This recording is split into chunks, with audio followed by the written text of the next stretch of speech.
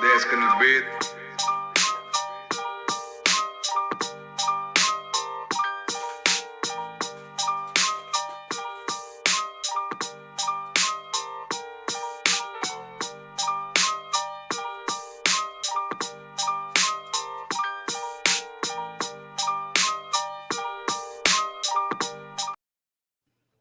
Hey everybody, welcome back to the Midcard. Today's May 26th. I am your host, the GOAT Bams. I'm here with Joey Wrestling. Joey, how you doing?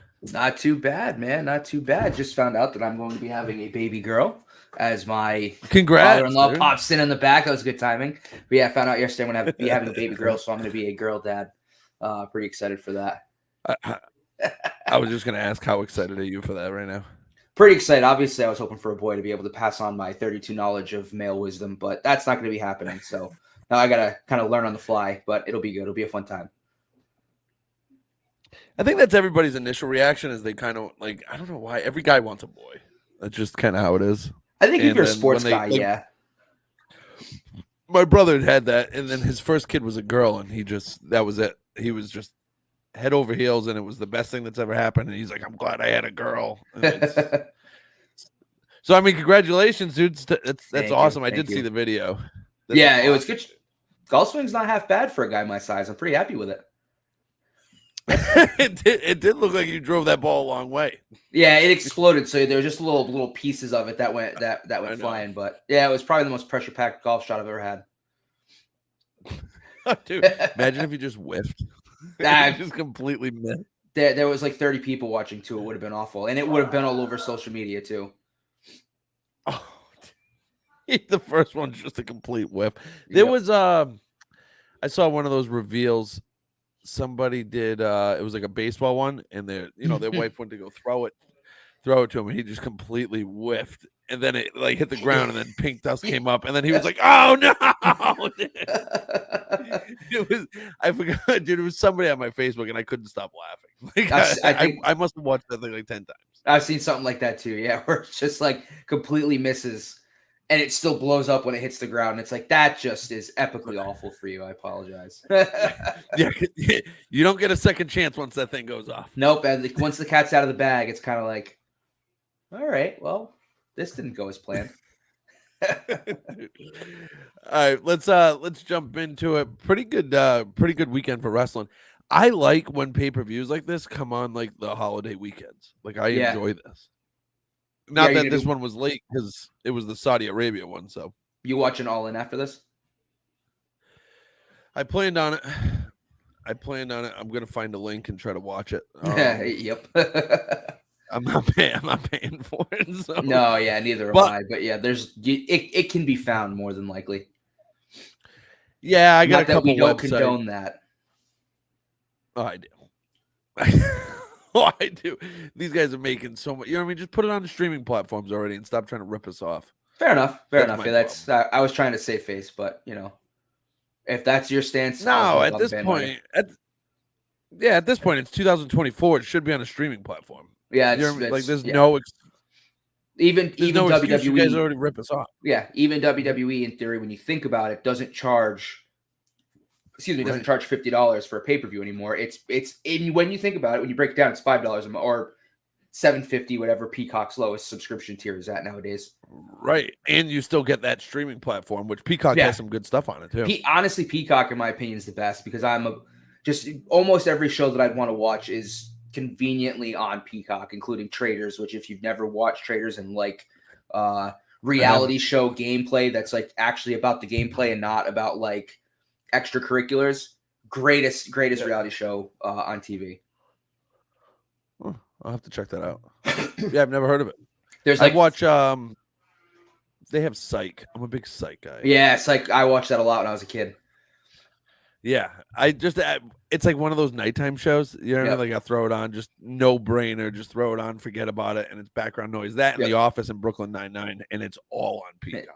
I love 9-9. Dude, I love it. I absolutely love those shows, dude. How did you feel before we jump like into match by match? How did you feel about this show, The King of the Ring? Overall, I thought it was great. There were definitely some twists and turns I wasn't expecting. I was kind of surprised on some of the things that they ended up in the past they were going, but not in a bad way. I thought everything they did was perfect. It sets up feuds down the line. I like the idea. We'll kind of get into the very last or the second to last and last matches, but I like the direction that we might be going with what's going on after this pay-per-view. Live event, whatever. Yeah, it'll be interesting. It'll be really interesting. I thought they did a good job. I hate the Saudi Arabia ones because usually it's kind of like, usually they bring back like the nostalgia acts and they do all that stuff, but this one had none of that. And it was great. Yeah, it was great. It was just a legitimate pay-per-view. Yeah, and they're just hoping we all forget how it was not great the Kingdom of Saudi Arabia kind of really is. Yeah, all that blood money they're funneling. Yeah. Oh yeah. Yeah. It's so bad. Hopefully I don't end up dead. It's so bad, dude. But the UFC does it. Everybody else is doing it. UFC like, does it. Money. They've sport washed the Western Hemisphere. It's just so crazy, like how people and what they had that live golf thing too, right? That was them. Yeah, that's still technically a league, even though they've merged. It still exists. It's a whole thing. That's a different show, right? Right. I remember that being a big thing, and everybody's like, "How can you take that money?" And I'm like, "Dude, if they were throwing the money they threw at Brooks Koepka, and when they were like, how can you take that money?" I'm like, "How could you not take that money to golf? Like, you know what I mean? Like you're doing the same thing on these boring tournaments. Like 90% of those tournaments don't mean anything, and now they're allowed to play in like the the Masters and all these other big ones, like all the majors. Like, why wouldn't you take that money? Yeah, especially seeing as like like you do well as a professional golfer, but you don't do $500 million well in one contract. Right. It's so crazy. And you don't get like what they say, if you don't place, like you don't get paid or whatever it is, like your sponsors pay you and stuff. But the live guys get paid no matter what. Yeah, if they win or not. But see, and that kind of ruined it. I mean, again, different show, but like that kind of ruined it too, because the live golf tournaments didn't have the same juice because everyone was already so well paid that like they were kind of just playing golf to play golf. You know what I mean? So that's kind of where they were falling off, and they didn't have a good TV deal. And the PGA Tour still kind of had that juice of like, well, you're not gonna win the purse, you're not gonna win a lot of money, you're not gonna win the jacket. So There was a reason they ended up merging, because it was kind of the best of both worlds. Right. And I think whoever it was, the Saudi Arabian investors really eventually, what they were trying to do was get a piece of the PGA, because that's what they've been trying to do for years. Yep. Like that was the end goal.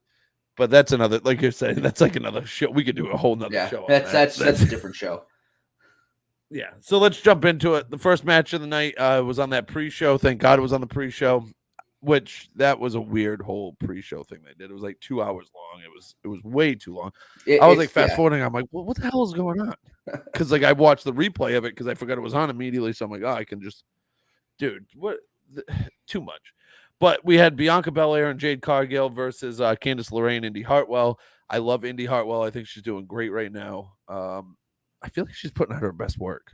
Yeah, she's a good. I've been a fan of hers, and I like the 1B role she's playing to Candice, and Candice's heel turn, and she's kind of, you can't tell if she's fully into it, if she's kind of just playing a part, but she is doing heelish things, and the character works there. I mean, I think they're both entertaining. They're very good. Right. I wish they were given a little bit more. I really wish they would reform the way. But that's probably a wishful thinking, especially with Dexter Lumis presumably being in the Wyatt Six, but yeah, it's unfortunate that they were fed to the buzzsaw that's Bianca Belair and Jade Cargill.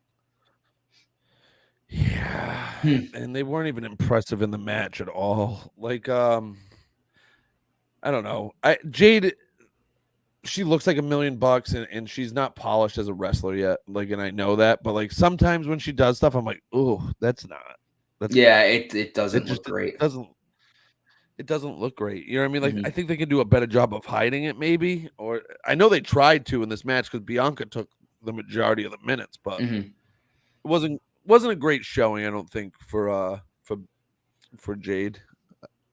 It wasn't bad, but it wasn't great. I'm just hoping she doesn't go the way of Goldberg, where it's like 3 moves and then that's it. You know what I mean? Like I want a little bit more, or at least just polish up like choreograph what you're doing more, like work on what you're doing more. I feel like maybe there could be more time put in, like planning and choreographing exactly what they're going to do, especially if they're going to try not bigger spots but more involved spots. Like make sure that they can be executed pretty well, or maybe it's just a bright lights thing. Maybe, when she's in the ring in front of all these people, maybe it's just a little bit tougher for her. Like that is a thing, not necessarily stage fright, but maybe she just doesn't perform as well because there's more pressure. Like could be a million different things, but I'm hoping, down the line as the year goes on that stuff gets ironed out. And it's most likely why she's in a tag team with Bianca Belair right now. She can work on those things, and realistically, it's not going to matter all that much if the matches aren't all that great because they don't really focus on the women's tag team division anyway,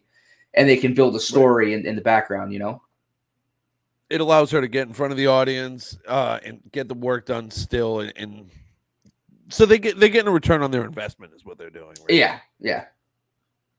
So that's the only way I can put it, and it makes sense. And whenever she's ready, she's ready. And if it turns out that she's not, then you can kind of navigate through those waters by still protecting her and protecting your money. Yeah, it's a similar play to what AEW is doing with Mercedes Moné. Obviously, different story because she is injured. Although I think actually she should be tonight making her in-ring debut. I think she's facing Willow for the TNT Championship tonight. But it's basically kind of the same thing where, they kind of iced her for so long that I think they were like, listen, we don't know if you're 100% ready, but we kind of need ROI on this investment. So like, we're going to put you in a tag with Bianca Belair and slow burn this breakup and build to this maybe at SummerSlam, maybe at WrestleMania, Survivor Series, something along those lines. Yeah. Maybe match one is without a title, and then at WrestleMania they meet again for a title, like who knows, something like that. Yeah, that's really possible. So they win. Obviously, they keep their titles. Not a very it's a very anticlimactic match. Like they had some spots, it wasn't great. We all knew it was going to happen. Wasn't right, exactly, and it was pretty telegraphed. And then the first match on the main card, which I don't know. I was hoping they didn't open up with this one. To be honest with you, I kind of wanted Gunther versus Randy Orton to lead off the show, because I figured they weren't going to be the main event, but if they went first, they would set the tone for the show. Yeah, I agree. But they went with Liv Morgan versus Becky Lynch. Liv Morgan gets the win. Huge spot. With help from Dirty Dom, the condom. Right. Which was weird how they did it, because like he didn't intentionally do it. Plausible. He was trying to help Becky, right? Because that's the way it was. That's the way it's supposed to look. Did you see the tweet by Damian Priest? Yes, I did. There was also video of Liv Morgan and Finn Balor getting out of the same vehicle behind a shot on Raw from Monday. It was either this past Raw or the Raw before. So they're teasing even more little weird things with Liv in the Judgment Day, because nothing they do is coincidence. So seeing them two exiting the same vehicle in the background, because basically someone's getting interviewed and you could see off in the distance there was a black the same Suburban they use for all of their road trips. And Finn gets out and walks around the car, and then Liv Morgan walks the other direction from the same vehicle. And I think it was pretty apparent that they were set up for that. I don't know if it's you or me, but you're coming in and out. It's like it might be me. Let me move my mic a little bit closer. I'll just hold on to it. How's this? No, it's not that. I think it's the internet. I think it's just a connection. I think it was just it got real weird. It happens, dude. It happens to Buddy more than anybody else I've ever seen, but it does happen to everybody. I got to talk to Buddy. I think he needs to look into upgrading the internet package where he is. I think it's ultimately what does him in. And what I was telling him was just go off your phone if there's that many people on the internet. You know what I mean? Like just feed your computer off your phone. Yeah. But I'd have to show him how to. I'd have to show him how to do that. I don't know if he knows how to do that. And it depends on what cell service he has too. Because if it's not T-Mobile or Verizon, that's probably not worth it. No offense if you have AT&T. Yeah, no, you're probably right about that, dude. But anyway, yeah. So Liv Morgan finally gets the win. Dom obviously involved. That's the route they're going. And eventually, I think all roads lead back to Rhea. Yeah, 100%. Where this goes. Hopefully, Like, and, I SummerSlam is love. probably what they're aiming for. Ooh, that'd be a quick return for her. I don't know if she's gonna be ready for that. I mean, it's only an AC You think? joint sprain. It's already been a month or two, and that's 3 months from now ish, right? Because it's August. So I mean, Is it August? yeah, I think it might be July. I forget when they usually run those. I think it's in August though. But either way, I mean, AC joint sprain that's between like 3.5 to 6 months. So if she's good to go, it could, you know what I mean. It's just spitballing, you know what I mean. I don't know, but that it is. They're going to split the Judgment Day. There's going to be something that goes on between like half of them are going to be with Right. Liv, half of them are still going to be maybe not faithful to Rhea Ripley, but like, yeah, I don't know. It's going to be interesting to see what they do with it. I think that group should just disband. Just break it up. Let them go on their own way. Let Finn go on his own way. He doesn't have to be linked with those guys. I think it's time for Damian Priest to get his own kind of shine on. Dom can just go with Liv until his shoulder heals up, and then we'll figure out the Rhea storyline with them. And what's the other guy? JD McDonough. JD McDonough. Whatever. Did you see the article I sent you earlier in the week?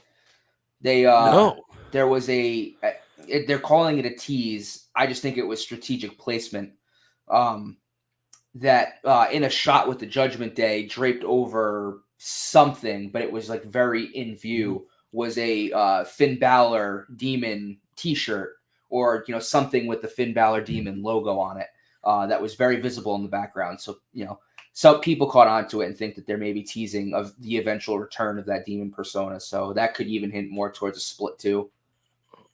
Vince Russo thinks Vince Russo thinks that Finn's getting the Money in the Bank contract this year too. So fingers crossed. Normally things he predicts are pretty freaking wrong. So I'm hoping this is the one time he's right.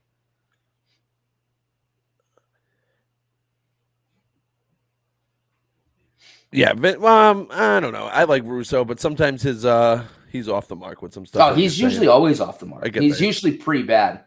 But I'm just it's just more things, more speculatory, more flames being fanned. I've been saying it for weeks now that I typically at least when Vince was running the promotion, and I think we are going to see it with WWE with Triple H heading creative.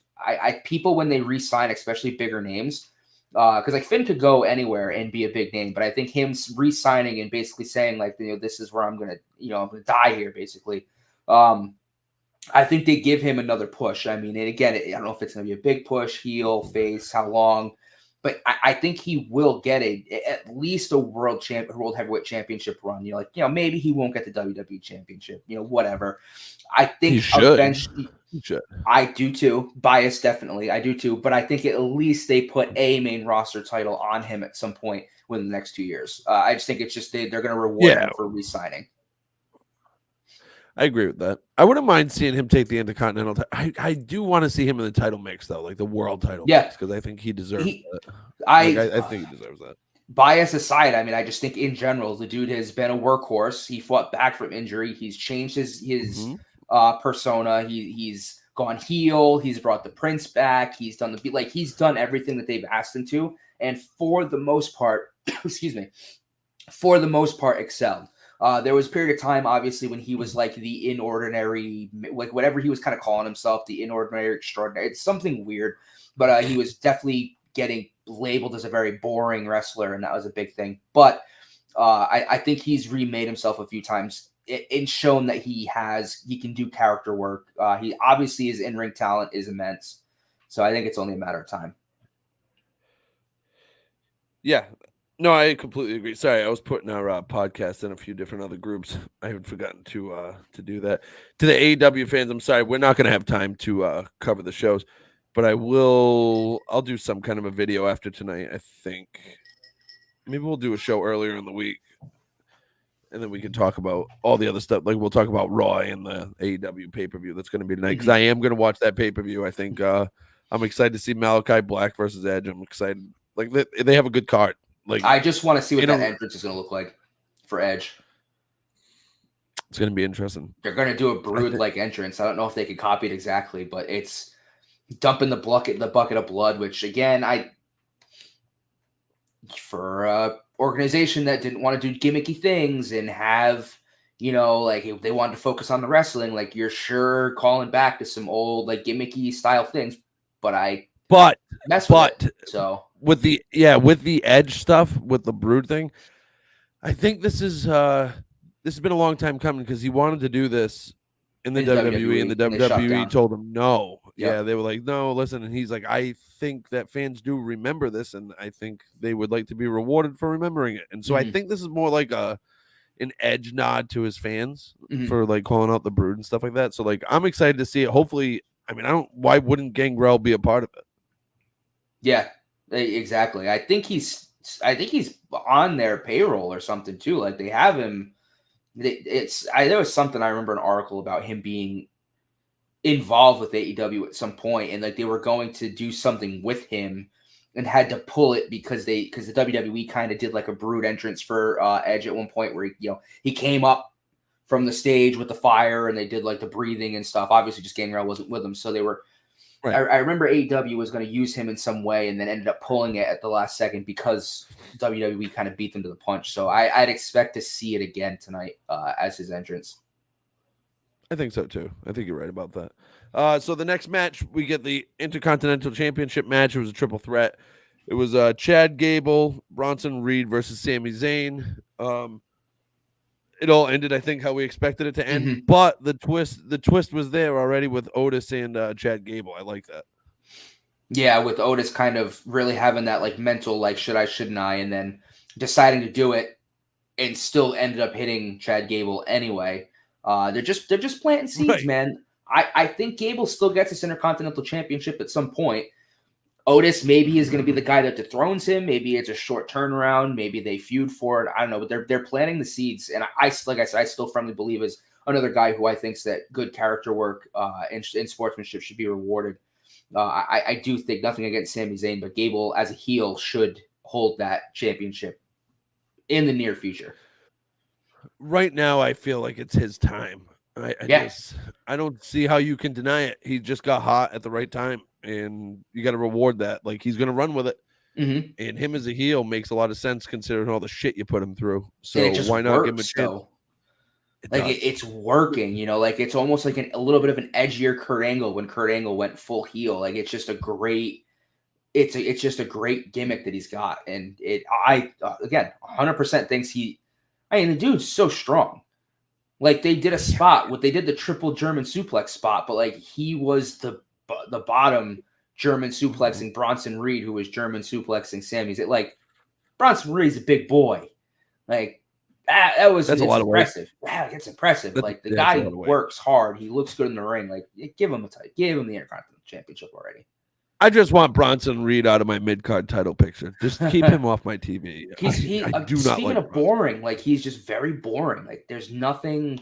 I don't his character, like he's just another monster kind of guy, and it's like I'm sorry, like the only one that I like is Braun Strowman. Like I'm not interested in another monster among men type guy. There is nothing about him that makes me want to turn my TV on when he's on TV. Yeah, agreed. I'm like, I don't get it. I didn't like him when he was in NXT. I don't like him on the main roster. I get it. You want to feed him to some guys, make them look better. All right, that's fine, but I don't want to see him in the title picture. I just don't. Yeah, hopefully this is kind of it for him, and now it becomes more personal between Zayn and Zayn I hope so, because I think that's the route to go. Yeah, I mean, right? Zayn is such a hot face that like that's the you don't drop a title to a lukewarm heel or another face. Like it's got to be a hot heel, and that's what Chad Gable is for the mid card. That's what he is right now. So it's a perfect person for him to lose the Intercontinental Championship to. And it's not right after Mania, so Zayn's got a little bit of a title run here. We can still switch titles without taking away anything from what Zayn did and what Gunther did, because now it's separate. I think it's separated from Gunther's title run enough. Yeah. I think you can switch title hands. And I think Gable's credible. Yes, very much so. And like you said, this is probably the best work he's done. Yep. Probably since the Alpha Academy, I'd say. The beginning, yeah, when he came up with the shoosh and the thank you, like all that, just like the catchphrases that just worked. It was so good. It was so corny, but it was good because exactly.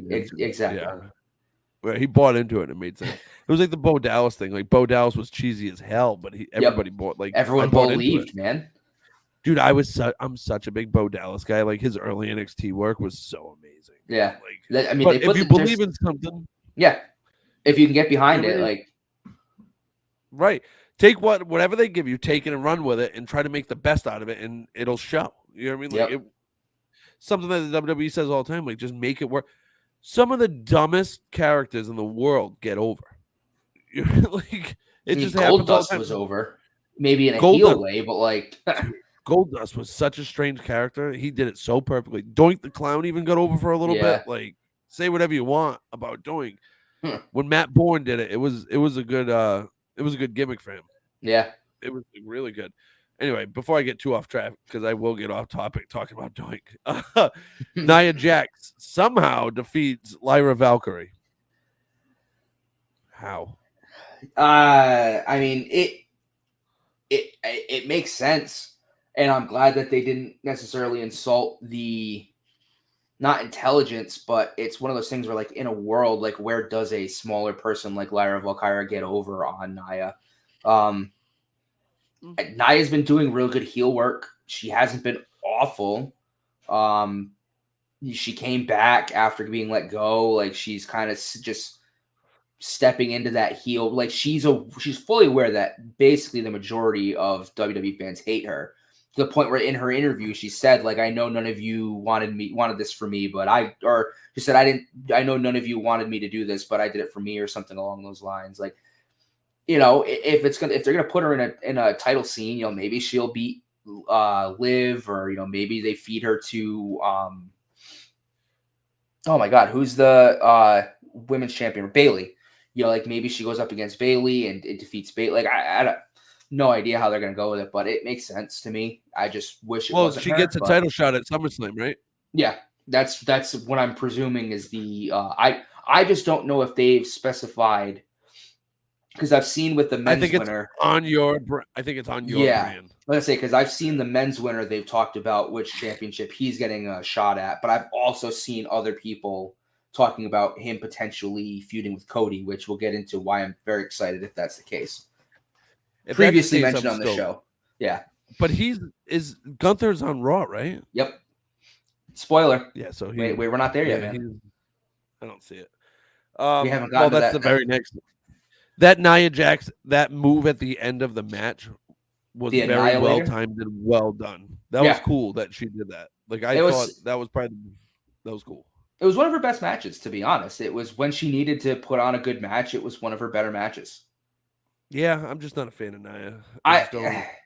I'm not the biggest fan either, but I am okay with rewarding people who are team players. Like not everyone, you know, a lot of people go into business for themselves because they think they're bigger than the company, which like unfortunately you're kind of not. You know, like it's right. So, you know, there's times obviously when it makes sense, but you know, for Nia, like she seems to have worked on her in-ring performance. She's not as unsafe as she used to be. So I mean, I don't like it, but just because I don't like it doesn't mean it's not necessarily a good direction. Yeah. And it makes sense. It just, for me, was very disappointing. Yeah, it was a little disappointing. Yeah. I didn't expect Nia to win. I just didn't. This was the first match where, like, you going into it, you were like, this actually could go either way. Like, I really don't know. Right. I think the triple threat Intercontinental Championship match had a little bit of that, but to me, this was the first one where you were like, I actually don't know who they're putting over here. Yeah, looking back, that you kind of knew who was winning in every match. Yeah. So, like, yeah, you're right. This one was was the only one so far in the card where I was like, The next one, another one that I thought could have went either way, Gunther versus Randy Orton. I thought this had to end the way it did, but it still could have gone either way. Right. Because they built it up as Randy's never won King of the Ring. He's got a decorated career. This would look great on his mantle. Mm-hmm. Like, I would have I'm a big Randy Orton mark, so I would have loved if Randy Orton won King of the Ring. And for me personally, I do, and I've said this multiple times, I'm not like a huge Randy Orton fan, but I definitely respect the work he's done, the fact that he's still around, and just like just who he is overall. But for me personally, at this point in his career and Gunther's career, I think right here, which I'm glad he was, you have to be kind of the bigger star and put over who's going to be the next bigger star. As much as being King of the Ring, I think would be great for Randy Orton, I don't think it's something he necessarily needs to cement any kind of legacy, pun intended. So I think him doing the deed for Gunther here is 100% the right move, because you need to kind of rebuild Gunther now that he's no longer the Intercontinental Champion, and elevate him like he's now clearly in the main event scene. Right. This puts him directly in the title picture, which is what everybody wants. And we obviously knew that Gunther was going to get in this title picture eventually. Now, which title picture is he going into? Yeah, so I've seen everything basically saying it's going to be him and whoever is the World Heavyweight Champion at SummerSlam. I personally would love to see that. So if I'm booking right now, what I do is I keep him miles away from the World Heavyweight Championship scene, because I think in reality that scene is going to be somewhat of a triple or quadruple threat mix between CM Punk, Drew McIntyre, Jey Uso, and Finn Balor. And you can interchange Jey Uso and Finn Balor with Damian Priest. One of those two guys could be Damian Priest, could not. I think you see, and ultimately they're going to do something big with Drew and CM Punk. I think at some point it'll be for the World Heavyweight Championship, but realistically, almost like The Rock and Roman, you don't need the championship for that feud and for the culmination of that feud to be a huge hit. So I think that's why I want him to stay away from that, because that is already set up in the World Heavyweight Championship scene. And it's not even mentioning Seth Rollins' return.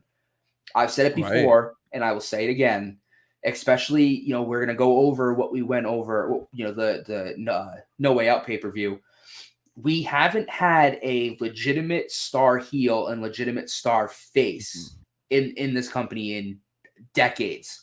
And they have an opportunity to put the WWE Championship on Gunther at some point, completely shattering the illusion of Cody Rhodes and building him up as a huge heel, and still having this hot face to then have them go back and forth for presumably years if they want to. Yeah.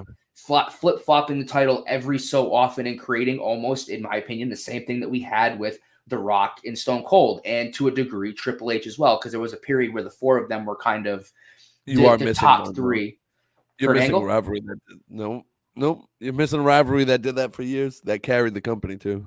Cena versus Orton was huge. Yeah, for me, that it was a different era, though. I don't think. No, it was a different era completely, but that was the biggest face and biggest heel that they had. Yeah, and they were monsters too. Cena was huge. You're right. No, you're right. You're right. Thank you.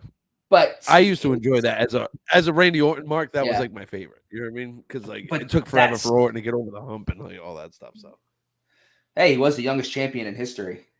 He was just a stud from the beginning. The stuff he did in Evolution was so much fun to watch.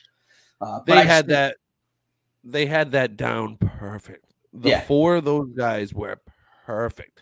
It was Triple H, who was the biggest heel going, and obviously, cements his place as one of the greatest of all time. Then you have one of the greatest of all time aging out with a young monster in Batista to protect him. And then you had Randy Orton, the young up and comer dude. They were the legacy. Perfect. They were they were so perfect. It was Evolution was so great. Yep, one of my favorite factions of all time. 100%. They were so good. Like, the work they did was so good. And then when Randy gets the championship and Triple H just gives him the thumbs down and he gets booted out. Oh, yep. It's a great moment in wrestling history. But you're right. I think Gunther and Cody Rhodes could be the biggest draw for this generation. You have long-term storytelling ability with those two. But is that why you keep Gunther on Raw and have him chase that title picture and keep him away from Cody for now, and then just build up the anticipation even more? So probably, because we're probably heading for another love triangle between Cody, The Rock, and Roman Reigns. But I just think at WrestleMania, it can't be Cody and The Rock or Cody and Roman. It has to be Roman and The Rock. And it can't have a championship because it just doesn't need it. And I would just hate the thought of The Rock coming back and inserting himself in winning a championship or having a championship involved when he doesn't need it, especially after I think we both watched today. He doesn't need that rub anymore. He just needs it's just a good story between him and Roman. And I'm honestly still super excited to see what happens with the bloodline, with all the new bloodline members that are coming and have not yet debuted. But I hope, yeah, I mean, he probably will. But that's the thing too, is if he ends up winning the World Heavyweight Championship, talking about Gunther, he's not going to drop it. Like, you can't just drop it right away. And I, again, still think that championship needs to be held by CM Punk and Damian Priest over the next 7 or 8 months. Like, that needs to be a thing. That feud should have that title for a portion of time. You mean McIntyre, right? Yeah, who did Punk I say? Damian Priest. Yeah. You said Priest. Yeah, I Too think many names. Somehow I think McIntyre gets screwed at Clash of the Champions or whatever it is at the Castle or whatever. I think Punk screws him over and then Punk gets a title match, and I don't know how they're going to do it, but it's going to be weird. And Punk's the draw, so we need that McIntyre payoff, and we need Punk to have the title. I would like, so I like what you're saying too. I would like to see CM Punk screw Drew McIntyre, Damian Priest retains, Finn then eventually takes the title off of Damian Priest, and I really think Finn Balor versus CM Punk could be a phenomenal matchup. To me, that's a dream match that I didn't think I'd ever get to see. That's fair. That would be an amazing. I mean, those two are great, so that would be a fun match to watch. But I just don't. I think with everybody going right now, I don't think they're going to introduce Balor into the title program just yet. I think probably not. I mean, we'll have to wait to Money in the Bank to see who actually comes out of that. Because I mean, it could be Finn again. Like, he's could be a Punk. guy that it could be Punk. You're right. Like another, like they were going to reward somebody. Like I still firmly believe between him, Drew McIntyre, Jey Uso, CM Punk, those four, in four, obviously referencing Finn Balor as well, are going to hold the World Heavyweight Championship at some point within the next 2 years. Like those are, I think that's going to be that feud on that side, or that. Or what if McIntyre wins at Clash of the Champions, right? Or Clash of the whatever they call it, Clash of the Castle, Clash of Champions, whatever. Punk wins the Money in the Bank and then just taunts him relentlessly. That would be great television. Right? Because then we keep that rivalry alive. Yeah. Think of it this though. Imagine him taunting him for months and months and months and months, and then he cashes in for the WWE Championship. And then he goes on to be like, hey, by the way, man, like, that's great you have that World Heavyweight Championship, but this is the real one. This is the one that Matt. Yeah, like, that's booking that, like, that's long-term booking that I don't think that they are going to do, because it probably doesn't make the money, but would be hilarious.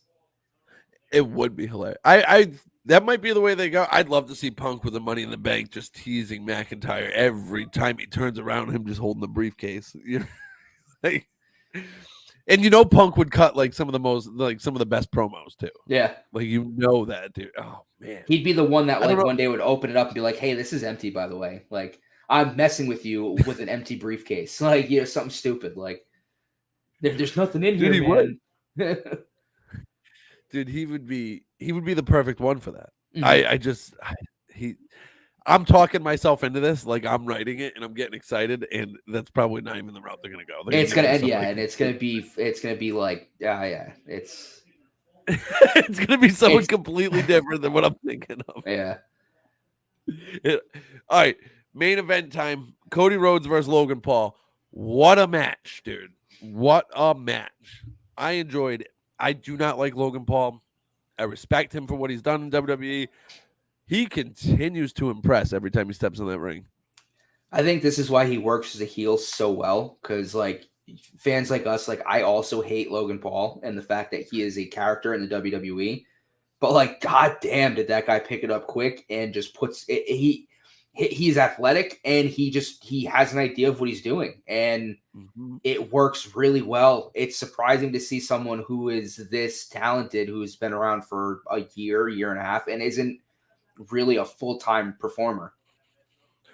Dude, he's picked this up so quick. Mm-hmm. his in-ring psychology is like above what anybody else's would be at the experience that he has. That's a little different though, because he's had years of like an online persona where he's been able to tweak like his character. His character work different when you're doing it live though.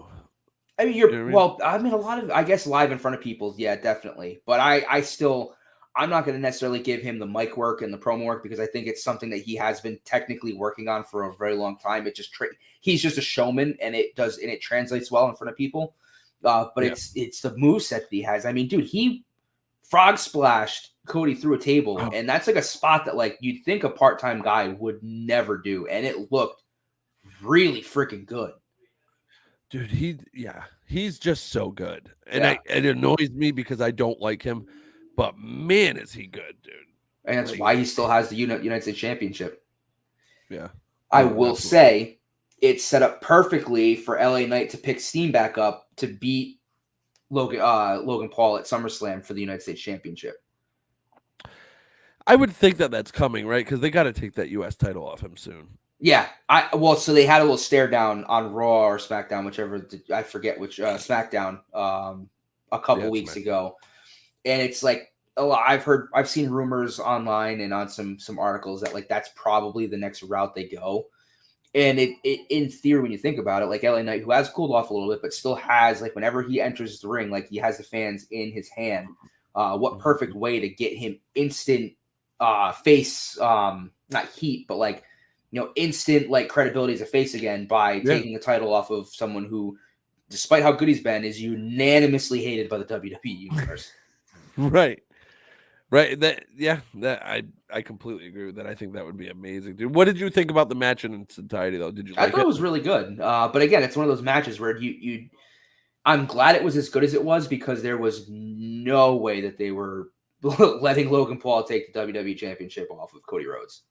Very fair, dude. Like there was no way. No, you're absolutely right. There was no way of that happening. But it was still at points I was like, he might do it. Yeah, they worked it good enough to where you were like when he actually got the brass knuckles and you were like, please don't do this. Please don't do this. Michael Cole was losing his mind. Dude. He was Michael Cole is doing the best work of his career. I'm sad that Pat McAfee doesn't do these overseas trips. I completely understand from his perspective why he doesn't do them. Yeah. But man, Michael Cole he's killing it on the mic, dude. It is amazing what happens when you're just allowed to do your job. When you don't have to worry about your boss screaming in your ear because things aren't going the way he plans or you said something you weren't supposed to. It's when you are just allowed to call something as you see it and just do it. It's amazing how much better the product is. And he's always had the talent. Yeah. That's the one thing with Michael Cole. He's always had the talent. So it's not like we're like, oh, this came out of nowhere. Michael Cole's always been a talented dude. Now he's just putting it all together and having fun with it. And it's like the best work we've seen in so many years. So you want to know what's the greatest segue of all time? Go ahead. So watching No Way Out 2001, did you catch the backstage interview where Michael Cole with his frosted blonde tips and his little squeaky mouse like character? I saw that and I was like, oh my God, a 20 years younger Michael Cole with frosted tips. Like it was like Jake Peralta when he goes to Florida. Dude, I watched an interview when he was talking about the frosted tips and he was talking about all this other stuff. And they asked him what they say, what was the most awkward or what was the worst thing that you did in WWE? And he talked about the Snitsky thing when like Snitsky like held. He's like, it made me so uncomfortable. Like, I remember watching that as a kid and just being like, ugh, what the hell's going on? Yeah, Snitsky was a bad mistake on their part with Snitsky. Did not like. They did some stuff in the early 2000s that was like a little questionable at best. Yeah. That was one of them, dude. Or when Kane kicked the baby into the crowd. Yep. I just remember like all these random things of wrestling and just get a crack out of them when I watch them. It's just so funny to see. Kane was involved in a couple of them. Yeah. Katie Vick will always go down in infamy. Dude, all right. So the original Midcard, we did a segment. We were just a radio one where you couldn't see video or anything. And we did we covered the whole Katie Vick thing. We covered the Kane versus Triple H rivalry, and it was rewatching that was like odd. Yeah, Like, it's tough. Like it I does was not like, hold up well.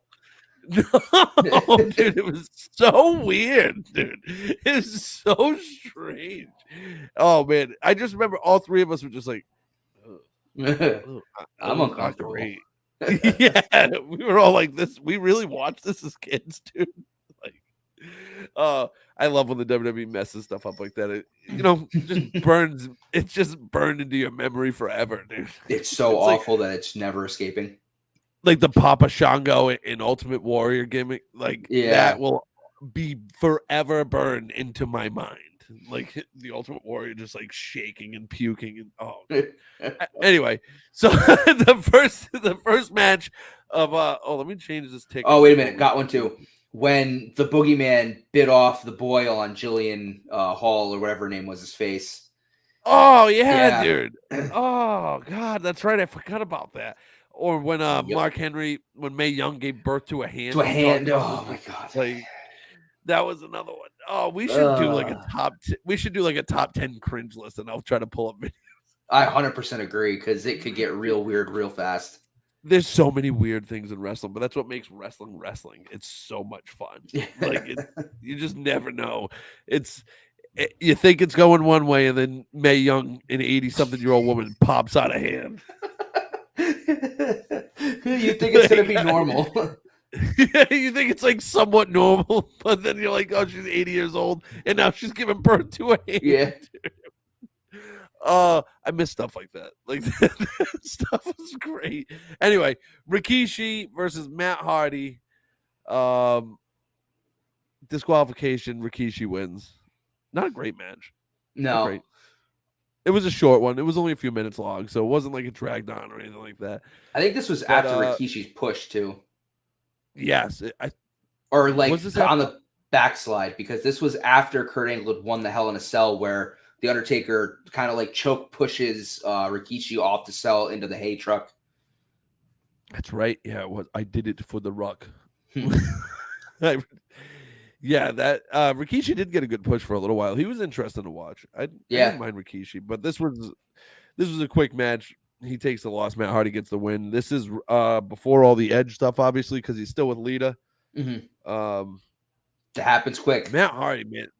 I feel like they tried to like really make a singles push out of him before they went to Jeff. Well, they kind of like a long time, right? Because of Jeff's behaviors and stuff like that. But like, man, Matt Hardy, not great. Yeah, he was.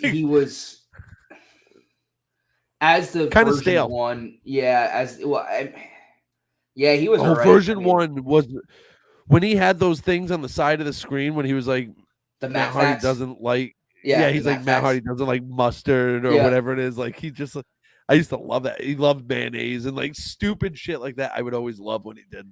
It worked, but it never worked. So well. That's the perfect way to describe it. Like it was good for a pop, but it would never last. Because initially, when he went on to start his singles run, they still held on to that Hardy gimmick, and it just didn't work with just him. With him and Lita, it just wasn't. It wasn't as over because people wanted Jeff. Right, because he was the more exciting out of the two. Yeah. And then we get the Big Show versus Raven in a hardcore title match.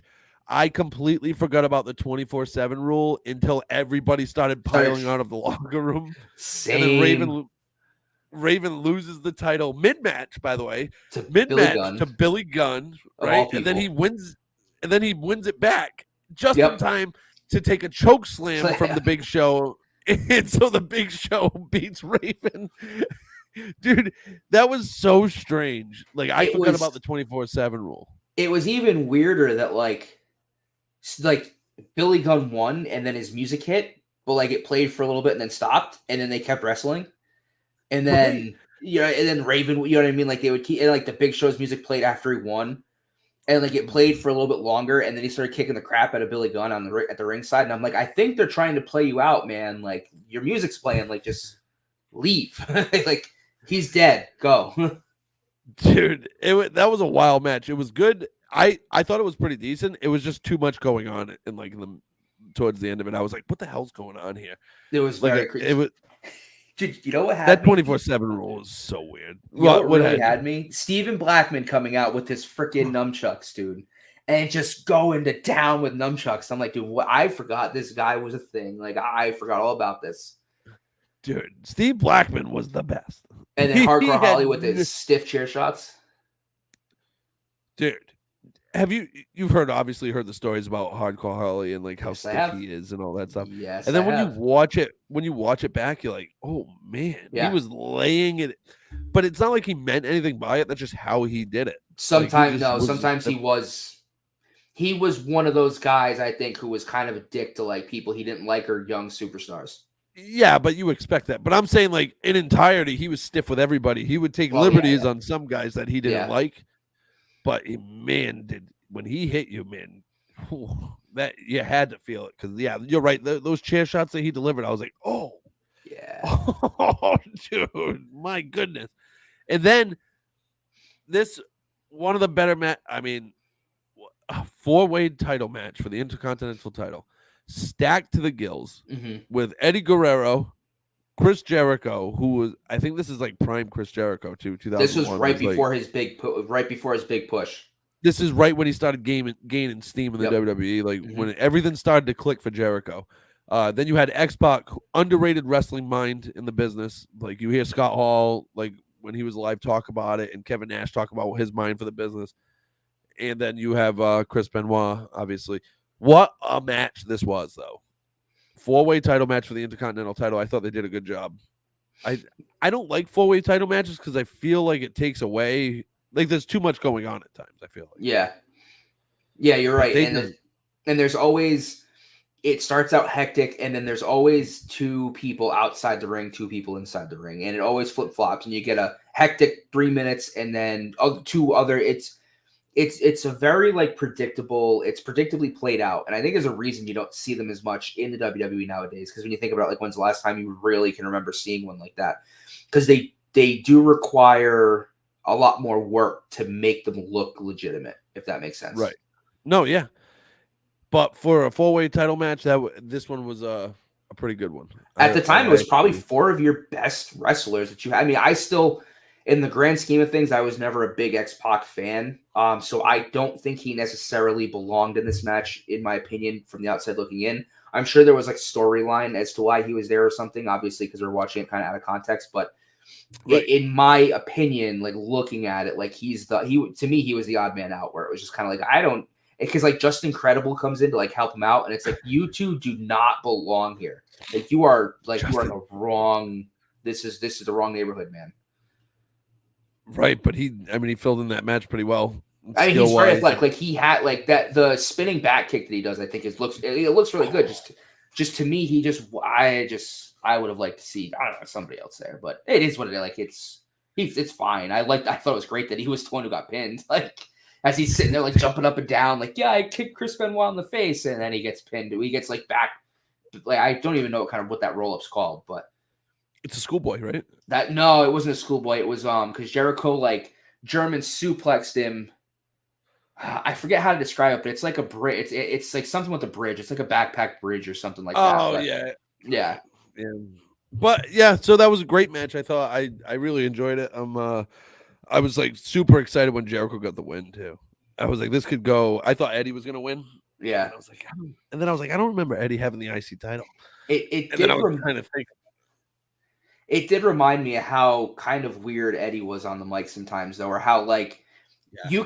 You knowing how everything ended, you can kind of see how he acts in interviews. You could see like he doesn't look at the camera a lot. When he does, it's always one eye, and it's like it just, maybe back then you think it's his character, but then you kind of find out exactly what he was going through, and you kind of look at it, you're like, oh God, the signs are kind of there, like just the way, I don't know, just the way the promos were in it. It was a little sad. And then you see Chris Benoit, and it's like, wow, and there were no signs here. Like, I would have never guessed how horrible a human being you end up being. Yeah. And then we get... No, go ahead, what? I was going to say, it's just such a sad, like... it was such a sad, like, two people who, and they were actually like, technically teaming up in this too, because they were like the WCW outsiders. That was my chair. They were the the Radicals. Do it again. Yeah, the Radicals. Yeah, they were the Radicals. Yeah. Yep. When they left WCW to go to WWE, I remember that being such a huge deal. They had Perry Saturn and Dean Malenko with them. Yep. The Perry Saturn was so good. Like, Yep. he was so good. I loved him. He fell. And then very quickly. We got one of the most awkward matches I've ever seen. Very weird build up to the match. And now that we're in today's culture, that we know a lot of stuff that happened, makes it even cringier, I guess. When it was Stephanie McMahon versus Trish Stratus, when he's like, "It's my daughter, my prized possession." He's like, "My prize," and then he's like, "And then a really good friend." Yeah, a friend. And I'm like, Vince, oh no. Dude, it was so awkward. But good to see Stephanie always on my TV. Good to see Trish always on my TV. Like, I'm never going to turn down an opportunity to watch either of those. And we see a lot of Trish in this match too. Yes. Yes. And I'm not mad at it. I might have to watch it back just to make sure I caught it all. But yeah, Stephanie obviously wins. And then what got me going to? I laughed so hard when they were playing the video package, and then Vince was talking to William Regal, and he goes, "At some point in the match, you're gonna know exactly what to do." And William Regal's like, yeah. And then he walks out, he goes, "What the hell am I supposed to do with that?" But the best part is he goes to the ring and he ends up doing his like British swinging neck breaker on both of them, and then just goes, "Okay, cool." And he leaves. And right. It's like, he had no idea what to do. It was so good, dude. That was the best part. For me, that was the funniest part. And then we get the match that it was the best match of the night. I forgot about this match. One of the Triple H versus Stone Cold in a 3 stages of hell match. Unbelievable. Like, the violence that was in this match, like the brutality of this match, and you know that they're good friends, like, and they just, man, did they put on like an in-ring psychology clinic. Like, Stone Cold gets the first one, then Triple H ekes the second one out. You know what I mean? And then you go into the third one, you're like, what's going on? How much do they have left? And then they just both of them empty the tank. You know what I mean? Like, they just emptied the tank on each other, and it was obviously Triple H goes over. And then Stone Cold gets the better of him at the end of it. Like, that was the best part. Dude, this was right before. Was this before they had their tag team, or it had to be, right? Because Triple H got hurt during their tag team run. Off the top of my head, I don't remember the context leading up to this, but I know that Stone Cold was out for some time, and that's kind of what started this. With the whole like he got run over, who hit him, and then when he came back, he dropped Triple H off the forklift, and Triple H was out for a little while because I think he was injured. So I think that's kind of I don't know where the injuries were from, but I think eventually after this, it's the 2-man power trip, which is like some of my favorite work ever done in a wrestling ring, because they held all the titles, both of them. Yeah, they held all the titles. Like they had the Intercontinental Championship, the World Heavyweight Championship, and the Tag Team Championship, and they were in like every match, just dominating.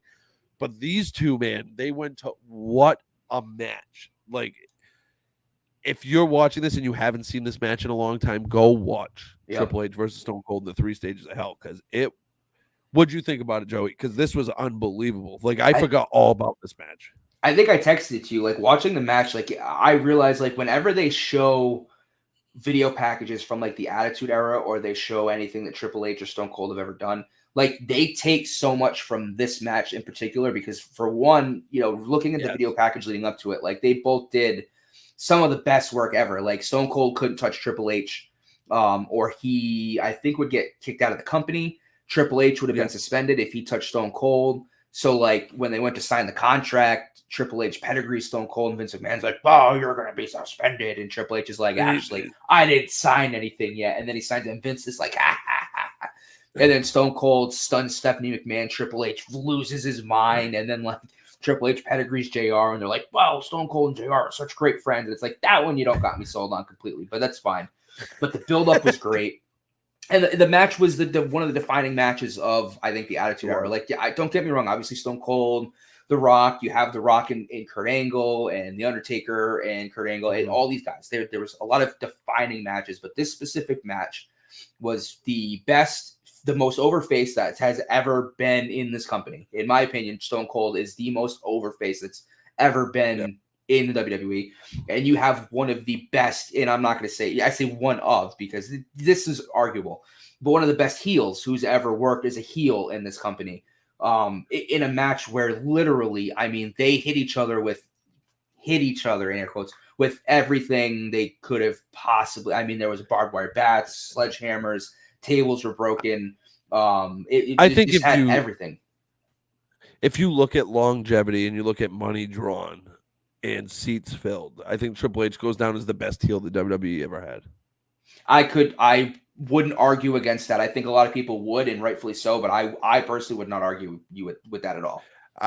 I just, it was the perfect heel character. Carried it. Yeah. Yeah.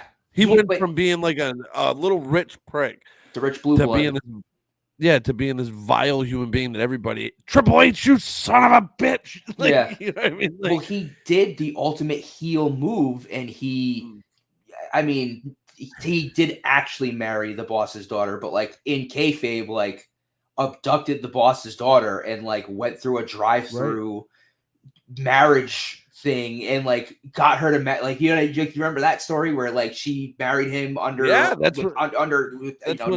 willingly, and then it was a whole ruse, and then they did mean to do it. It was a whole thing. Like that was the most. That's what started that whole. That's what started their relationship. Yeah. Yep.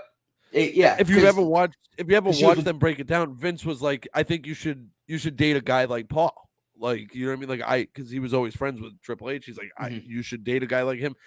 And then she's like, and then once I started dating him, he's like, not him, damn it, not him. But dude, Triple H, to me, one of the greatest of all time. He money wise in longevity, I don't think there's ever been a heel like him. I agree. Like, not for that company, not for WWE. You're talking long term heels, like you think about Ric Flair, but he did WCW and NWA and all this other stuff. As far as the WWE, Triple H is just kind of that guy for like 20 years. Like, when you think of a heel in WWE, you think of Triple H. Right, yeah. And it worked on so many levels. And it still works today. Like Triple H is the only guy that could come out to, The Rock does it too. But like, and The Rock is a better heel than face, so maybe you consider him the greatest heel. I think those are 1A, 1B. Now, like if you think about it, but Triple H had longer success. Like he did it for much, much longer. The difference between those two is The Rock can turn heel, and he'll never truly be a heel because most of the fans will always still love The Rock.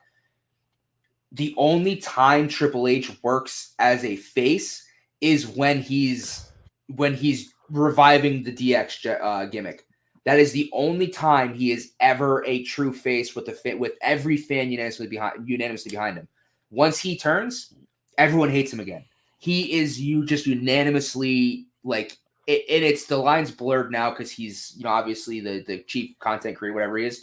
But like he's still like that unanimous like heel. Like if he were to come out and be like, "Screw all you fans, I'm doing the Vince, I'm gonna run it like Vince McMahon," everyone would be like, "Wow, yep, there's Triple H. Screw this guy."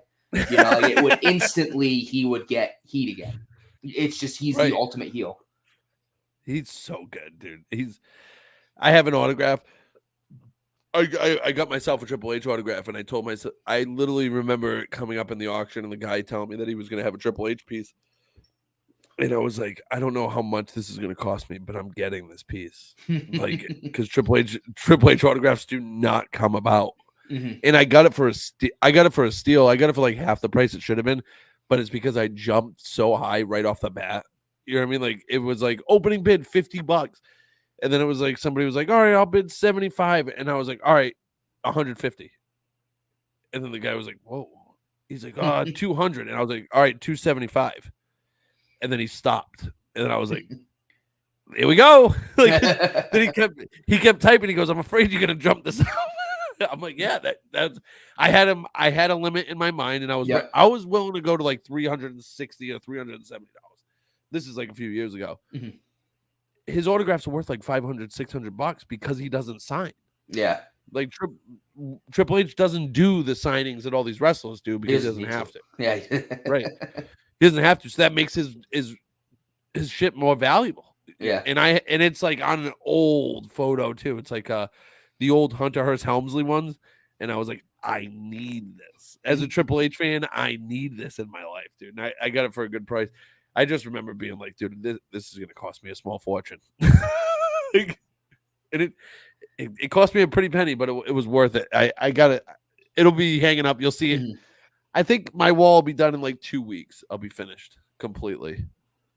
I just wanted to finish it up before I showcased it. You know what I mean? Because I have some. I had to find some of like the larger autographs, like the Dusty Rhodes autographs I had, and the Ric Flair autographs I had, and Triple H, and I have some banger autographs that once it's up, I'll show you. We'll have to do like we'll have to like put some time aside from an episode just so you can be like, because you got to show it off. Because I personally like I love that stuff too. Like obviously now my background's different because I kind of relocated where I'm doing the show from. So I've been thinking about behind me like changing some things up. But like I like the stuff that's behind me too. It just obviously doesn't necessarily work for the show. And like the corner over here that's been behind me for the last like month or two is perfect because I just happened to put all my wrestling stuff up there. But it's sometimes change is good.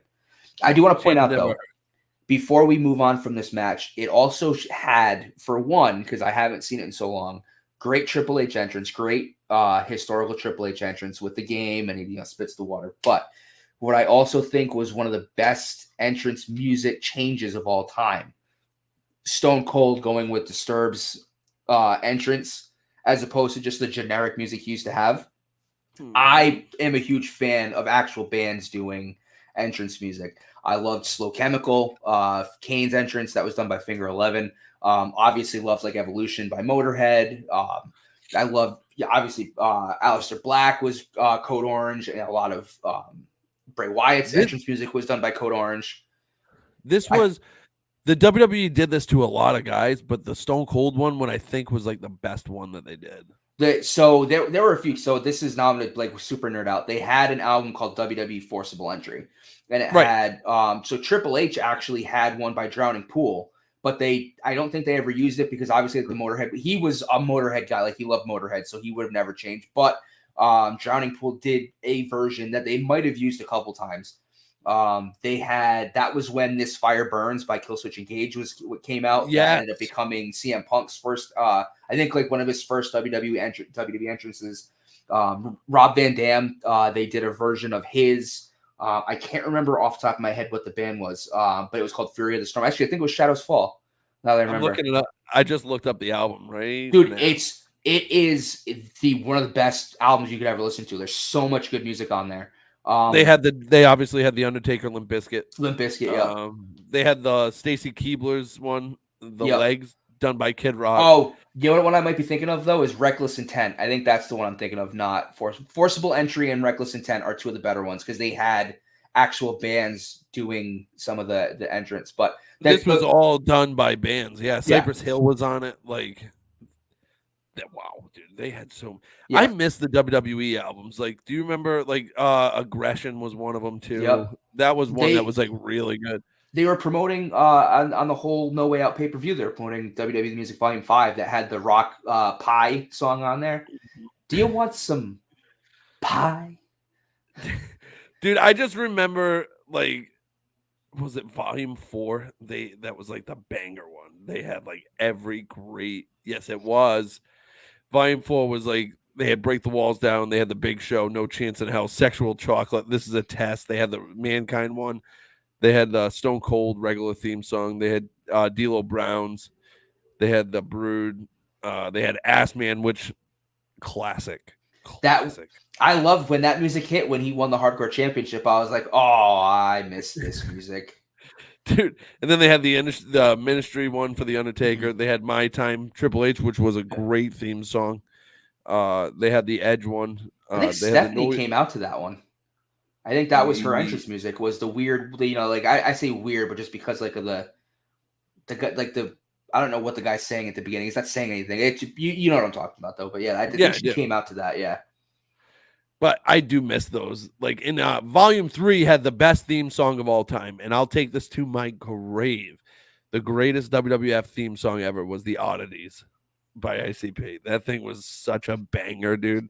Everybody, like, everybody danced to it. Everybody loved it. Like, I miss The Oddities. Those guys were so much fun. They were so bad, but they were so much fun to watch. It was, oh, dude. I do, man. I miss when you get nostalgic when you talk about stuff like that. They can't do stuff like that anymore because they don't sell albums. You know what I mean? Like everything's streamed, so it's not the same. Like it doesn't have that same feeling. I thought the same thing because I was like, man, they don't put out WWE music anymore. And I was like, oh, that's right. If I went on Spotify, I could probably find anyone's music that I wanted to, but it's just not. It's just not the same. It's not the same. It's because you had everything right in front of you, like the whole year. It's like, all right, this is the best theme songs they got. Like, oh, and then we get the next match, perfect match to kind of come down off of the Triple H Stone Cold one. It was Steven Richards versus Jerry Lawler. The Right to Censor, which was one of my favorite groups. I went to a Catholic school when I was younger, so we had to wear the suit and ties. You know what I mean? Like we had. So in the schoolyard, there was a few of us that would always pretend to be the Right to Censor because we already had the uniforms ready. So I was thinking about this when I was watching this match. Now, obviously, growing up when I saw this faction, I hated them so much. The music was annoying. They were all annoying because obviously back then, like you wanted to see puppies and like it was really weird. Like that the tagline for this was like Cat wants to get naked, but the Right to Censor doesn't want her to. And it's like that's not right. That's bad. Like now I kind of agree with Right to Censor now. Like wow, like maybe you guys shouldn't have said that kind of stuff. But like when I started thinking about Right to Censor, I was like, this faction was ahead of their time. Like they were actually like the premise of it. Like I wish that like instead of Bull Buchanan, it was maybe Batista instead of him being like Devon's like collection box guy or whatever. Like maybe if only this was like later, you know what I mean? But like the Right to Censor was actually like a great heel faction, and they nailed it. And like and you could tell that WWE thought the same thing because they gave Victoria the WWE Women's Champion. Or no, Ivory, not Victoria. Or it was Ivory. Yeah. It was Ivory. But like, I mean, they were a really good fight. Like this, to me, this match was kind of dumb. If being honest. They did the Right to Censor did everything perfect. They censored Val Venus and made him a suit. You know what I mean? They made the Godfather a suit. Like, yep. And then they made those guys like credible threats in the ring because they were like. They were fueled by they were fueled by like a change in philosophy on life. Like it was right. And they had the perfect leader, and Steven Richards was perfect for that role. Yeah. It was a good faction, and proof that you don't need to be a main event faction to be a successful one. Like everybody remembers the Right to Censor from that time period, and they were kind of fun to watch. You know what I mean? Like they did a good job, I thought. Yeah. They were good. And then at the end of the match, when Steven Richards wins, they all come over with like a coat of overcat and like hold her and like try to keep her. It was so well done. And then we go to probably your favorite match of the night. We have the Dudleys versus the Brothers of Destruction, and then Edge and Christian. So it actually wasn't my favorite match. Ooh. I think this match was done very poorly. And so some things I noticed. For starters, at this point, the fact that Kane and The Undertaker were not booked as an unstoppable force of nature, I think is criminal to a degree.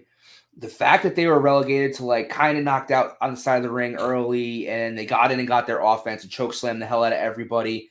But then the fact those that chair shots were vicious that they took though. The fact that Rikishi and Haku come out, and again, I needed context because I didn't freaking understand it. They feud, and it's like you can see it. They're feuding up the ramp, and I'm like, they're walking away from the ring. I was like, well, they're out of this match. Like they're done. Like that's stupid. And then like the Dudleys did their thing, which was great. And Christian went through a table because it was never Edge, because Edge was always protected. But what I hated, or loved to a degree, because it was just so bad it was good, or so bad that it was funny. But as soon as the Dudley Boys music hit, the Kane and the Undertaker and Haku and Rikishi like instantly just stopped fighting. and they pan to Kane and the Undertaker, and you could just see Rikishi and Haku just walk out, like walk into the curtains to the back, which like validated that literally their cue was the Dudley's music hits, and they were like, all right, we're done. We don't need to do like our interference part's over. We're leaving. And they literally just they just walked away, and the Kane and the Undertaker just turned around and looked at the ring and were like so mad. And like Kane literally did one of these. It was like a generic, like he just like drops, like shook his fists, and like you could see him like growl under his mask. And it was just so pathetic. Like it's a beautiful highlight of how like I understand. And again, this was 23 years ago, so I was like 10, so or whatever. I would have not known the difference. But seeing it now, it's like I know it's fake, and please don't make it so goddamn obvious, because this is the stuff that makes it hard for me to defend. Like when these two giants are fighting two other giants, and instead of like, oh, the match is over, like, well, you guys just cost us the match, we're going to beat the crap out of you. Like, they all just stop fighting, and the two guys who interfered just walk away like nothing happened. And you could actually see it on camera because they weren't so great with their camera angles. It's like, I don't like this. So that's my take on the match. Edge and Christian were pretty much punching bags during this whole match. Yeah. They didn't have like a successful offensive streak going. Nope. The Dudleys came out. That was about it. Yeah, the Dudleys came out, knocked Kane and Undertaker with chairs, and you didn't see them, like you said, for a while. And then the Dudleys obviously go over in this match, but it was very weirdly done. And Haku and Rikishi coming out, I was like, what the hell's going on here? Yep. And that is what happens when you watch these things out of context, though, because you don't know the storyline. Like, I need more information here because I'm super confused now. Just like The Rock and Kurt Angle, when we went into that match, weird match. I did not like the Big Show coming in and just choke slamming both of them and leaving. Yep. And how like Taz was like, oh, like, is that not a disqualification? Like, is the match over? And then like the refs come out to help the ref who was choke slammed, and then like Kurt Angle goes for the cover. Kurt Angle gets a pin for 2 minutes. Earl Hebner just drops the ref that they're carrying out to run back in, and then he looks and he's like, sorry guys, like, had to do my job. Like, yeah, well, right. Wouldn't you have just called the match a DQ because you saw somebody interfere? Like, it made no sense. And did you happen to catch, do you think the ending was botched? They definitely messed something up. Because the Rock hits a rock bottom after all the offense, everything goes down, and Hebner gets a 2 count. And Kurt Angle doesn't move at all, but Hebner stops counting after 2. Like, and he's like, shoulder. I'm like, at 2 and he stops counting, and like Kurt Angle did not look like he moved. And The Rock and JR even said it on commentary, like, oh, The Rock doesn't look happy, because The Rock's like staring at Hebner, like he looks visually mad, and he just picks up Kurt Angle and just hits him with another rock bottom, and it's like, that's weird, because why would you do a close a 2 and a count only for The Rock just pick him up and do the same thing and then get a 3 count, unless like you botched the count and you just had to kind of redo the finish. So I think they botched the finish of that match. It was a really weird match. And so that leads to The Rock and Stone Cold at WrestleMania. Yep. And that's I think so. That's Stone Cold's last match. So like that power trip thing that I was saying happened, I think, in '99. So that was whatever. But yeah, it was The Rock versus Stone Cold. I'm pretty sure that was Stone Cold's last match. That was the one he didn't tell anybody was going to be his last match. I'm not 100% on that, because I thought Stone Cold went over in that match, but I could be wrong. Because I was watching, because I got confused initially. Oh, shit. Yeah. Was this his Vince McMahon one? I think I got confused initially when I thought for some reason it was No Mercy 2001. So I started watching that and like looking it up, and I was like, this isn't what Bams had said on Sunday. So something's weird. And then I slowly realized it was No Way Out. But Stone Cold, I think, is in No Mercy 2001, which is later on in the year, because this was right before WrestleMania. Stone Cold, I think, is either champion, or he faces Kurt Angle for the WWE Championship. So I don't think this was his last match, or this was like WrestleMania this year. No, it's not, because in WrestleMania 19 he faced The Rock again, which is 2 years later. Was this? Yeah. So this was 18. This was set up for 17, or how they put it, X7, because we don't know Roman That's numerals. right. What a weird time. Yeah, X7. Yeah, dude, it was like a strange ending to the matches. I don't know. I didn't. And I then if mean, you the have match Stone was Cold, good, so but if Stone Cold's gonna go for the title at WrestleMania, how does he lose right before WrestleMania?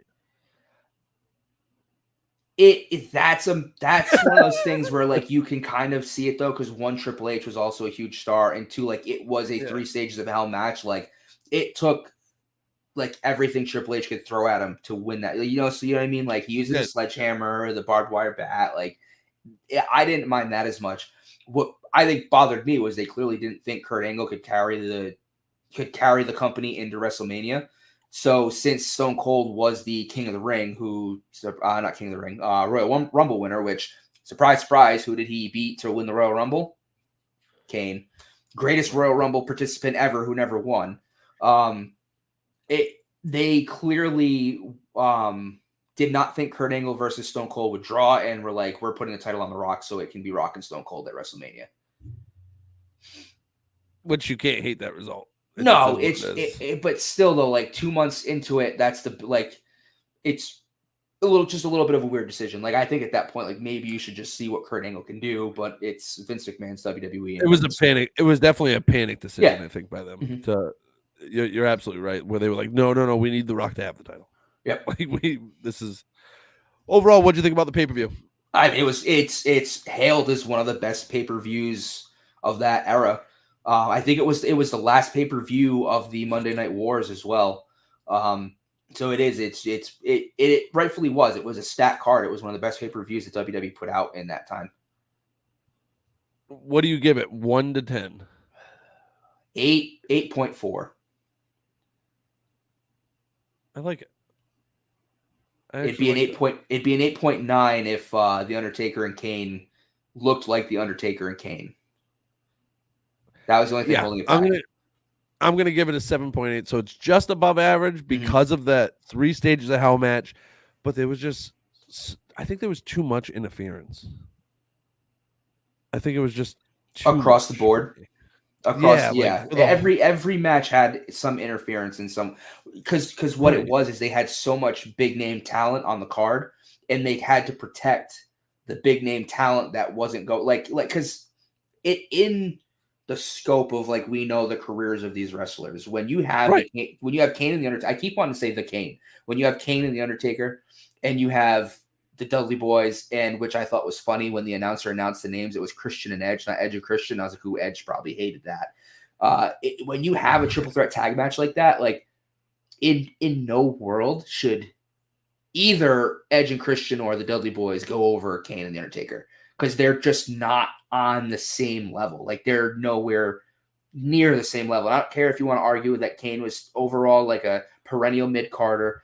He was a 7-foot giant who weighs 300 and a bajillion pounds and made fire explode from the ring post with his mind and his arms, because that's real. I believe it. It just doesn't. You can't, like, if they're gonna lose, you're telling me that Rikishi and Haku like punch their faces up the ring, and get them away. Like, it just didn't do it for me. Like, I don't know. Like, it's just weird. The interference didn't feel real. So between the ending of that match, then Big Show coming out for the Kurt Angle, the Rock one, and then you have the Just Incredible one doing the right to censor. Bill Buchanan came out. Like, it just it was like one after another, and it's like you kind of killed it. Like you could have William Regal for Steph and Trish. Like it was just almost every match had interference. Yeah, and to me, that's what killed the momentum of it. But it was still a good paper. Like it was still overall good. The 2 best matches didn't have interference. The Fatal 4-Way and the 3 Stages of Hell. No, the 4-Way did have it. Just Incredible. No, oh, you're right. Yep, I was thinking the hardcore match, which also had interference because the 24/7 rules. So I don't know if that's necessarily interference. No, I don't count that as interference because that was just the rules of the match. Yeah, like it was just you could do it. So like what I mean, it was strange how it all turned out, and then it ended up being Raven and the Big Show after all that interference anyway, which was kind of cool. But every other match besides the 3 Stages of Hell, I think, had some kind of interference. Mm-hmm. and it was like, and the 3 Stages of Hell match was obviously the best match on that card. Yeah. That was one of the better matches I think I might have ever seen. Like Took the words right out of my mouth. That was so good. Like I want to know what Meltzer gave it. Probably 2 stars. Fucking bum. Yeah, let's not bring up Meltzer. That guy's a shill. He's a bum. Yep, he's agreed. Bum. I just. He's one of those dudes I just can't get behind. I don't understand why everybody loves him. Gives out 5 stars for matches that don't. Just gross. He gets a lot of hate. He's been getting a lot of hate. So you'll get, not that you're getting your wish, but like he's not as universally loved as he was maybe 5 years ago. Very fair. Yeah, because everybody's seeing how biased he is, and like it's like, dude, that's not. You call a spade on this one. You know what I mean? Like, yeah. You can't just say AEW's got all these 5-star matches when they're not 5-star matches. I watched them. Like, or not even that, but I can understand you want to give all these 5-star ratings to AEW because you just have some of the better technical wrestlers, but you can't just be like, well, I didn't like this match at WWE and I don't like these characters. And no, because if the match is good and the storyline is good and everything flows and works, like that should tie into your rating too. Like, right. I feel like that's different. That's another show. Like, take down the sports media of the sports world. I got the NASCAR race on right now. I'm like keeping up with it too. I'm such a NASCAR nerd. I love it, dude. It's another show we can do. You like NASCAR? I was a big Mark Martin fan growing up, and then I got out of it for a while. I got back into it. So my biggest thing with NASCAR was it's not a team sport. So when Mark Martin retired, I didn't know who to follow because I didn't like anybody else because I liked Mark Martin. So I didn't really watch it for a while. And I got back into it, I don't know, 6-7 years ago. And now this, I find this poetic for me because I was a Mark Martin fan and he was always second. He was always the bridesmaid, but never the bride. Just never could win a championship. I was like, you know what? I like Martin Truex. I like that he's racing for a very small team. His name's Martin, so he's got that going for it. A little bit of a connection. So that season, I started watching Truex and rooting for him. Kevin Harvick won, but Martin Truex was a friggin' steamroller. And then the next year, he won the NASCAR championship, and I was like, finally. I am a big Kyle Busch fan and have been. Okay, all right. I can't hate that. I like. If it's a Busch, I would prefer it to be Kyle than Kurt Busch. So that works. Kurt wasn't that. It's just Kyle was always like cocky and just the way he drives. I love great him. driver. He struggled this year because he switched teams and stuff. But I'm a big fan of him and Ross Chastain. If I had to pick a newer driver, I love Ross Chastain. He will forever live in infamy for doing the one thing everybody wishes they could have ever done that we all do in the NASCAR actual games. And he just went full send. The greatest. Have you heard him? Sports. Have you heard him break that down? Yeah, I have. He's like, I was missing the playoffs. I had to get up a bunch of spots. He goes, and I told my team, I said, I'm gonna pick a spot on that wall and I'm gonna ride it. He just gunned it and then just took his whole side out. And he made it to the playoffs. Yeah. And I think he went deep that year too, didn't he? I think he was in like the final 3. Like, he made it to the final race. Yeah, dude. He's a good driver. He's like, there's been a couple races this year where he's like really like come out of like the pit slow or like did something stupid and like cost himself the race. Same with Kyle. Kyle's done it, I think, twice where I thought he was going to win the race and then he just had like some kind of a bluff or his pit team screwed him up. Or he's so fun to watch in the post race press conferences though. Kyle Busch. Yeah, he's just like.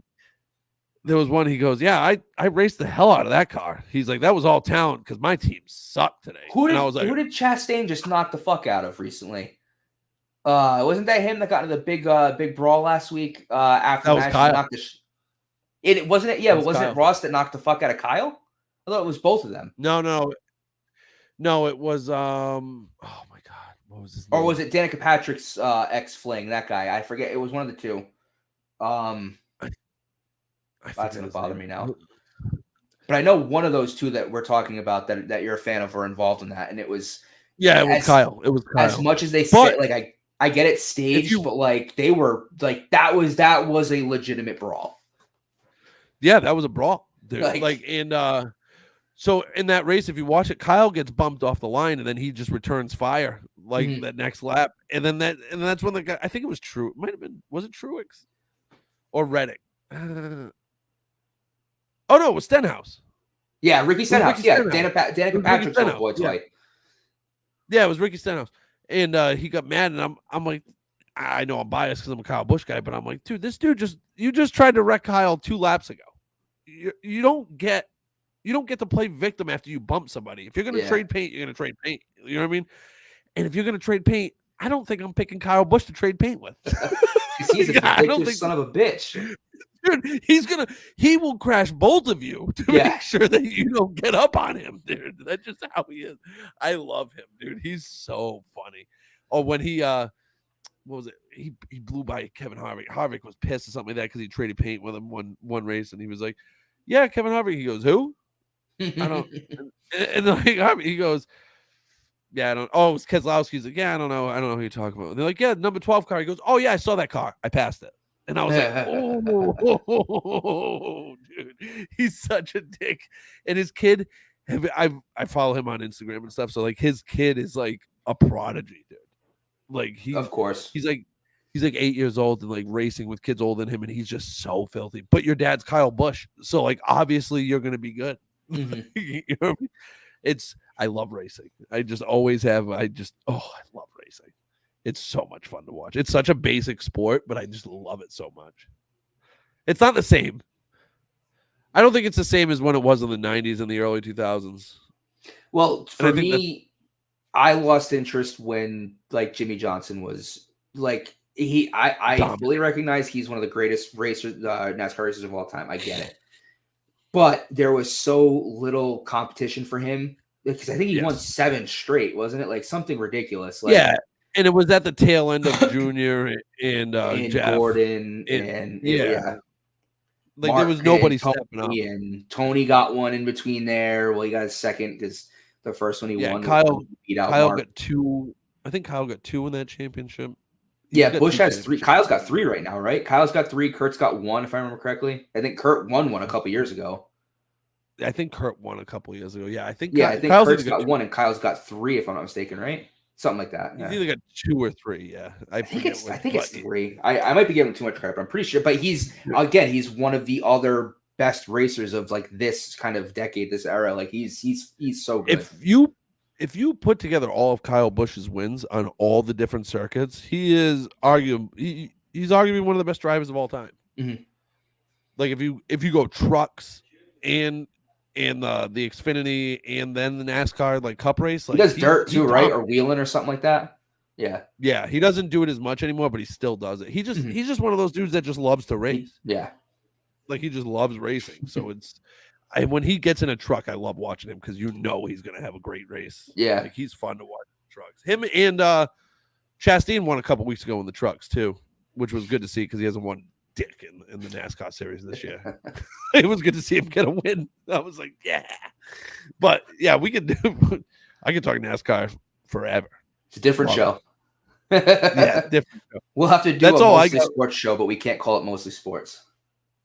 Yeah, it's gonna have to be like everything sports. Other sports with an asterisk. I like that. Outside of the major sports, I like. Yeah. But anyway, do you have anything else you want to add for this week? No. I think we covered. Nope, my voice is going hoarse, which is usually about the time when I know I need to shut up. You and me both. And then if you guys want to join us on Tuesday, Buddy and I forget exactly who we have as a guest, but it should be a good one. Oh, wait. Is it the USS Salem guy? No, I don't think so. No, you guys are going to Varnum, I think, if I remember correctly. Or you're doing something with Varnum and Patrick. Yes, we are. You're right. We are. That's absolutely, you're right. Buddy's excited. He's always very excitable. Well, I totally agree with Varnum. Is just to plug it, Varnum is probably one of the most it's one of the best museums you can go to, especially if you like anything to do with military history, especially Rhode Island military history. Patrick is so knowledgeable. There's such a great collection. And Tim Jackson, who's unfortunately no longer with us, was also a really big part of the Farnham Armory and was also a wealth of knowledge. And maybe he'll talk to you. He wasn't right. He predicted we were going to have a boy. We're having a girl. But it's a great place. There's a lot of great history. There's a lot of great artifacts. A lot of great weapons. I mean, there's some amazing weapons that you'll get to see there. But it's a great place. It's going to be a great show. It's probably one of the better little visits you could make in Rhode Island. It's in East Greenwich. That's what Buddy was saying. Buddy was like, all the stuff that they have is just remarkable. So it'll be a good show. It'll be fun to do.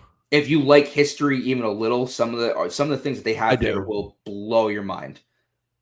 I'm excited for it. That'll be good. But for that being said, I am the Bams. This is Joey Wrestling. And thank you for your time. Join us next week. We'll be here Friday at 7.